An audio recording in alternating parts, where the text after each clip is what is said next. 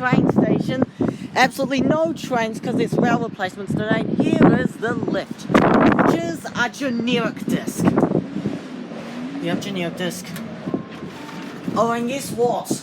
It uses numbering 1, 3, 2, 1 because... Oh, I've never seen that before. Because, look at this. There's like the platform down here. And then there's this. Number 1. And original indicator still works. Great. Go to 3. Oh, it does look good.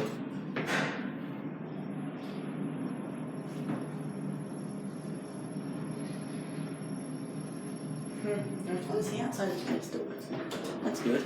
Yeah, used to be an eco-disc and now it's a generic disc. Oh well, at least this model was actually kind of neat because these Dewhurst fixtures are actually vandal resistant, so that's good. Oh, indicator failed, still says the up arrow. That's it.